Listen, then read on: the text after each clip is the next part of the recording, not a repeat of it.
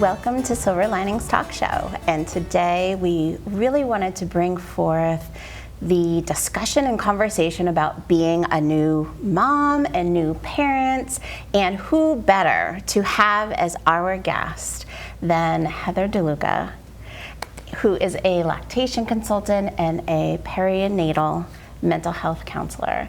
And I'm so excited because we've got great topics and conversation to have today about being specifically a new mom, but also it's good for everybody to have this info and all the above. So first, welcome. We are so excited to have you. Thank you. Thank you for inviting me here today. I appreciate that.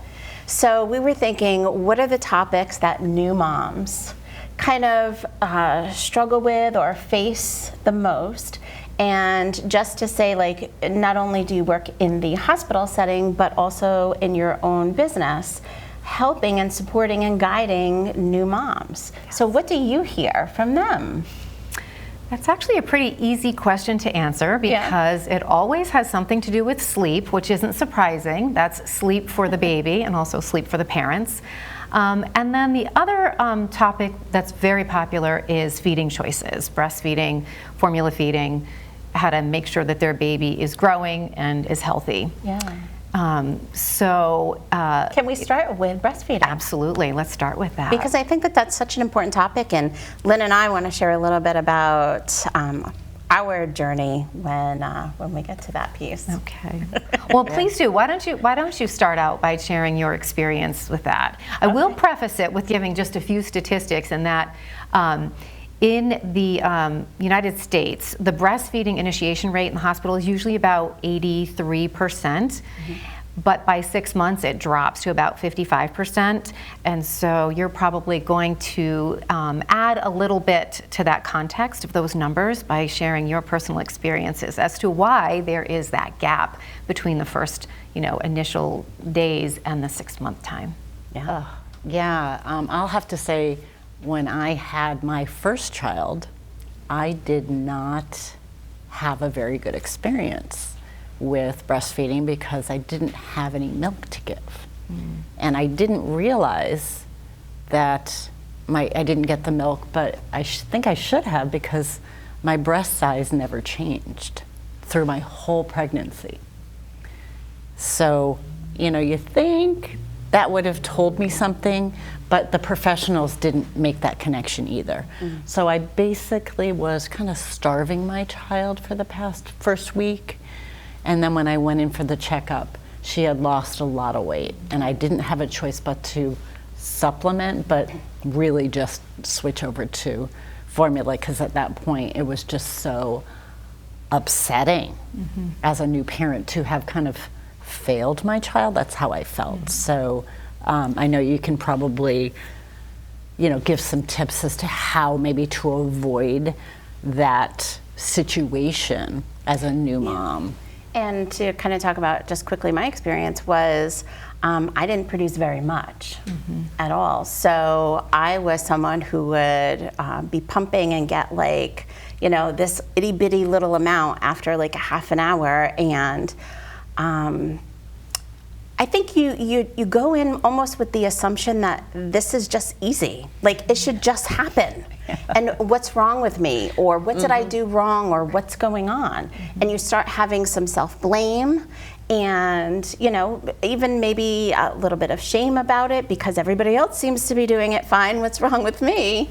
And there was also that piece of hearing like how important it is, and, now I'm not giving that. So like any little amount that I could, I guess produce, I'd put it into formula, because I'm like, this is like liquid gold. So we had to go to formula too, because I was like a crying mess. Let's just because my kid is crying and I'm crying, and it was not easy. So I think first is the benefits of breastfeeding. Let's kind of go there, because that was something that was in my head. Sure. I would be happy. Let's talk about that for a moment. Yeah. So probably the most important benefit that people are aware of is that it has a lot of health benefits in terms of antibodies and immunities that get exchanged from the mom to the baby. And so that is probably one of the motivations that you had for wanting to breastfeed. It does create a nice bonding experience when mothers are able to breastfeed because of the hormones that rise when the mother is breastfeeding. I just want to go back to saying any breast milk that your baby gets is beneficial. And I also want to say that there is more knowledge out there as to how we can set up mothers for success. So for example, in your case, maybe your OBGYN or your certified nurse midwife could have checked your breasts while you were pregnant. That would make a big impact on your experience because they might have been able to give you some information about your own body so that you could make some adjustments or changes as needed when the baby came. The other thing is doing a prenatal breastfeeding class, really giving yourself some opportunities for education about that and your partner. That also can be very helpful in getting you set up for what to expect. And then also knowing that there are some options if breastfeeding is challenging for you, that you can see a lactation consultant, or you're utilizing your nurse's expertise when you're in the hospital. All of those services have been augmented through the years, and so there's a good chance that in your situation or in yours, there are more resources available than perhaps when you had children. So. I love the sound of that because, I think knowing in advance that I was going to have a bigger challenge, getting through that process would have been so helpful. Absolutely. To know. And having some tools to utilize beforehand, rather than having them put upon me with all the emotion and the hormones and the crying baby. I mean, all you want to do is pacify a crying baby. Right. And you just want to do right by them, and you don't have the energy, or you just have the compassion to just want to fix it. And I think the other piece too is that there certainly is a large number of people who choose not to breastfeed. And we just also want to reiterate that that is okay. It's certainly a person's personal decision. And sometimes people are also in a situation where they just are not able to, even if they want to. So I think I want to put that out there too, is that it's a personal decision of what someone chooses to do when they have a child. And that we just want to give information that yes, the breast milk can be very beneficial to the child, but it is not the end all to be all, because our children who ended up having formula are okay. Yes. I think the takeaway message there is that if it is somebody's desire to breastfeed, we need to supply them with the resources and the education that they need. And if they decide to do that and for some reason it doesn't go as planned, we need to focus on the fact that the health and well-being of the baby and the mother is really the top priority. Right. So, and so I like the way that you including said that, the Tina. mental health of the mother. Absolutely. That is a Because like really I said, big I was piece a of it. crying mess. Well, I will tell you, in my own practice, when I work with mothers, you do get to a certain point where if you've worked with them and they are sending you the signs that they are ready to make that switch, then it is also my responsibility, even though I'm a lactation consultant and you would think that I would just be promoting breastfeeding, it is absolutely promoting that well-being of the mom. For sure. Absolutely. Love that. Yeah. So we kind of discussed, challenges that we faced. Is there any other challenge that you have heard or that you have, tried to support someone with? And any thoughts of what mothers can do? Any other things that would be important for them?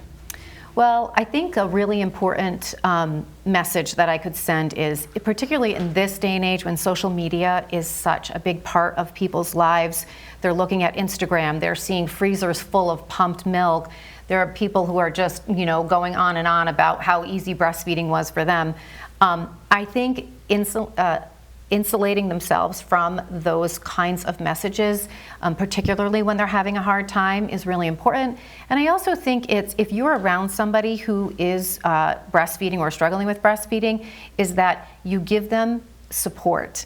You don't second guess them, don't undermine their decisions, just give them support, because that's really what they're looking for, particularly if they're crying. And so that message can go out to partners that, you know what, it's a very difficult time for them, and so being patient and being understanding and helping them get to where they need to be is really what your role should be.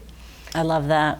Yeah. That is primary. I think that would be number one, to be supportive Yes. in the decision that is made by the parents or obviously the mother's situation is going to be primary, but the caregivers themselves are making this decision, and to support that would be, of course, the most important thing.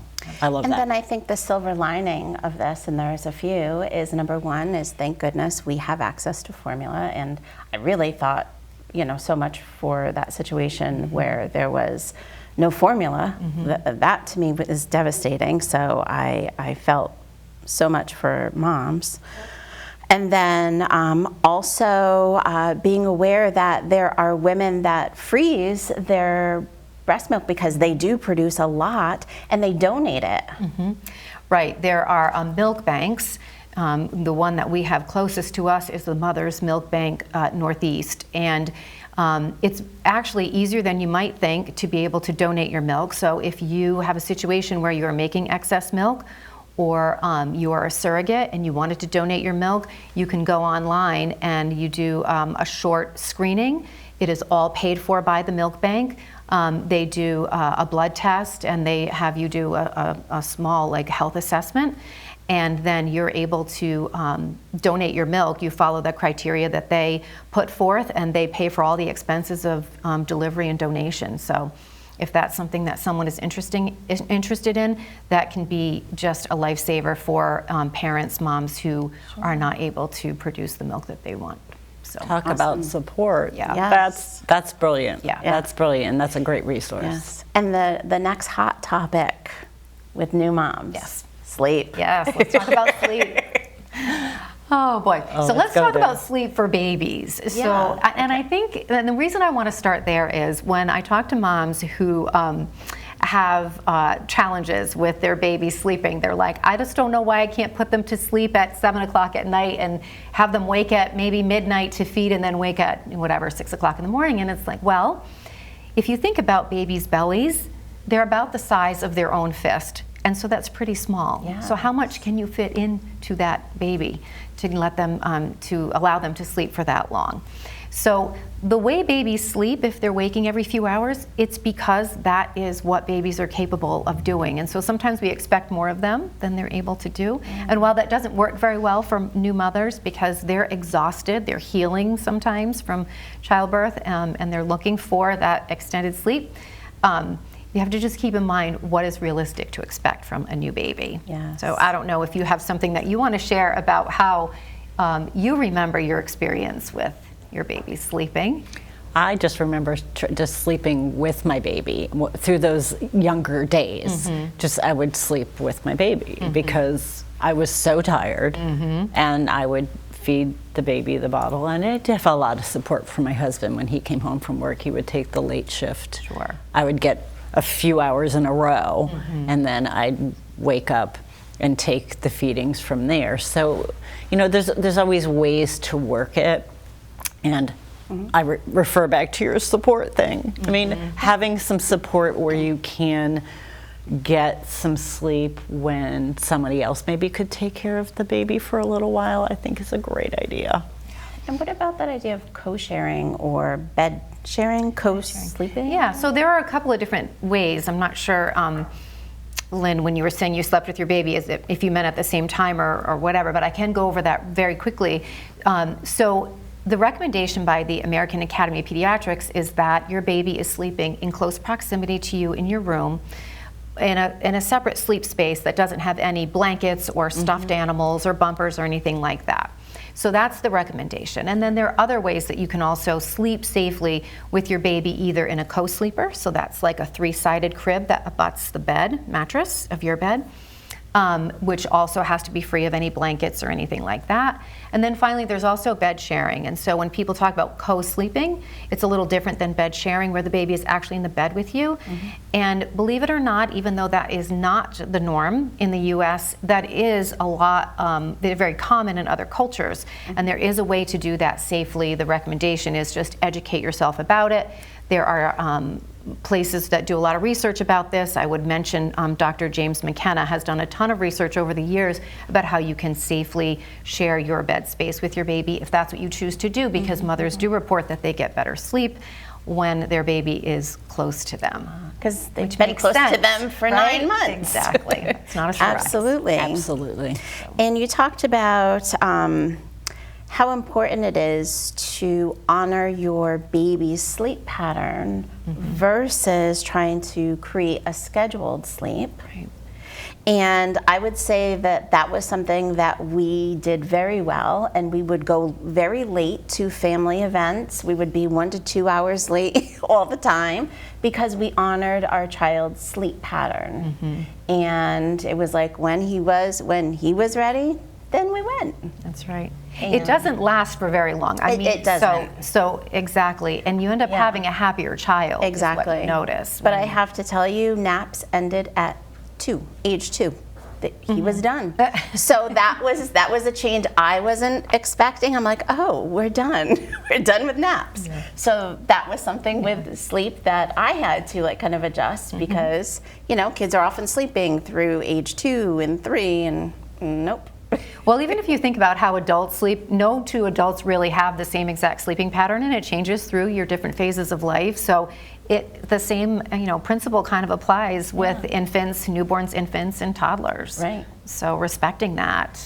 And I think one final topic that we had talked about before that I thought was so kind of cool was now I think it's like through hospitals and agencies, like they offer all these different amazing classes.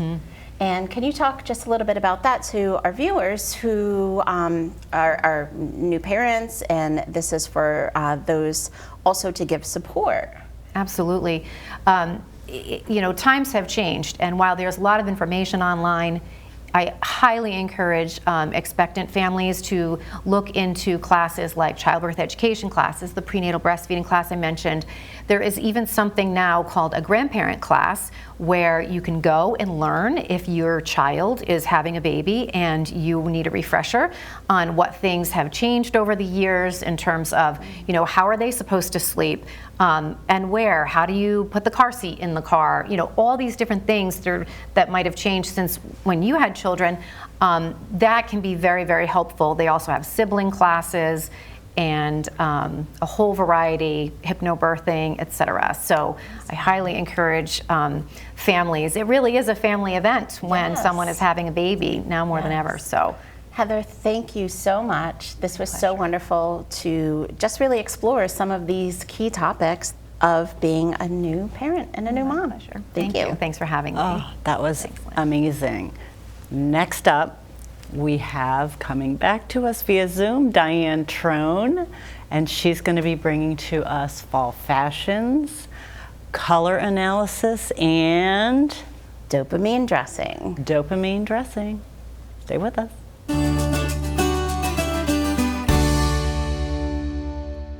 Hey Diane, what you been up to? Hey girls, so good to see you. You look beautiful. Awesome. Everybody looks so pretty today.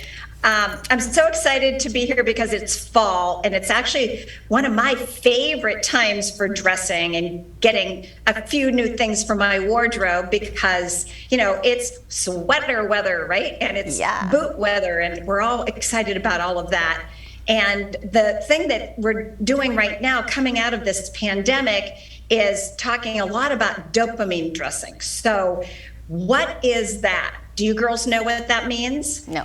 I can just say that when I recently went into a store, I literally saw this dress hanging up and I went, oh my God, that makes me so happy. So I love the colors and I had to buy it. Dressing is.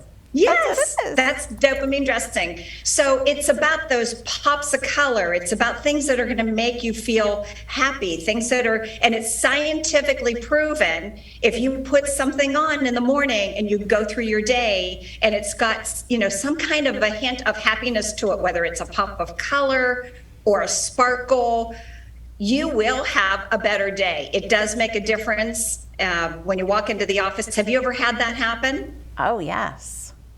Absolutely. Yeah, I think you walk a little bit different. You walk maybe a little bit taller. Yes. And today, so for example, I put red lipstick on and this red sweater because red is one of those colors for me that just really, you can't be in a bad mood if you have red on, right? Yes. True. Absolutely. True. So tell us some things about, you've mentioned dopamine dressing, things that make us feel good, colors and things like that, but what's hot for fall? Tell us the hot colors. Okay, so hot for fall really is olive, the olive colors, a lot of different shades of green. So I thought that was great that I just saw you in that pretty green, grass green dress, Lynn, because green's really in all shades. Blue's really in, the illuminating yellows. Believe it or not, fuchsia is all over the runways for fall because of the dopamine dressing. People, they didn't want just grays and browns and navies and blacks for fall this year. They want pops of color. So dig into your closets and get it into some of those. It could just be a handbag or an accessory, like a handbag or a necklace or a scarf or a pair of shoes. All the sparkly shoes are in, the golds. I have a catalog sitting here. I can't show you because it may not show up very well, but hot pink shoes are in right now, baby blue boots, all those different colors. So go wear your colors for this fall. So what if I don't look good in fuchsia? What would So, you recommend I do? Not everybody? Yeah. Yes. Not everybody looks good in like a fuchsia, right? So wear a different shade of that pink. So Lynn, you might be more of, more of a winter or maybe a summer. I haven't done your colors, but a summer color of pink would be a pale pink. And then you could, add an olive color to the pale pink and make it look a little bit more fall. Does that answer your question? Absolutely. Yeah. And then white after Labor Day. I wanted to mention that too, because so many people, they're like, oh, I can't wear any of my white things anymore because it's after Labor Day, right? So Lynn, would you ever wear white after Labor Day? Never. Yeah, I whipped this out because I said, it went with the stripe, and I felt it's still warm out, and this is such a great structured blazer that I think it really would go with anything, and I don't want to put it away after half the year. I really don't. And you don't have to.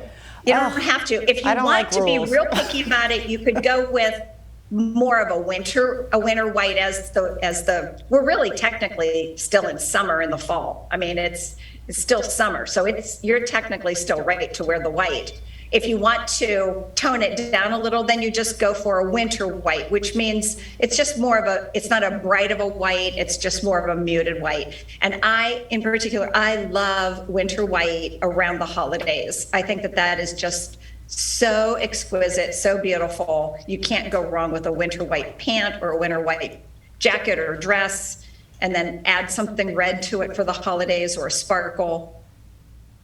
And we also just wanted to talk about some of those color meanings. And we were also talking, like, sometimes we have a feeling or emotion when we see someone in a certain color. So curious about color meanings. Yes. So the color, well, it depends on, everybody looks good in different colors, but have you ever walked into a room with a certain color on and it's your color because people compliment you on that color, right? So I think more than it being a color meaning, it's our personality that goes with the color. Like when I wear aqua blue, people seem to always compliment me on the aqua blue. Red, people compliment me on that. What colors do you find that when you walk in the room, people really say something to you about what you're wearing that day?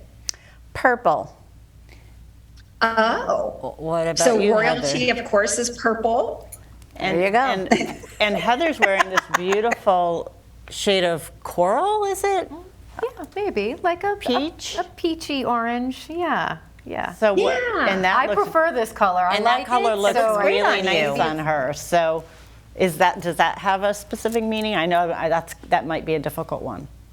But the peachy, I mean, it just goes with her skin tone. I can tell just looking, on the camera here, it just looks beautiful on her. It Yeah. doesn't take away from how beautiful she is. So it's a beautiful color. So that's complements the your thing too. beauty. You don't always have to wear a color.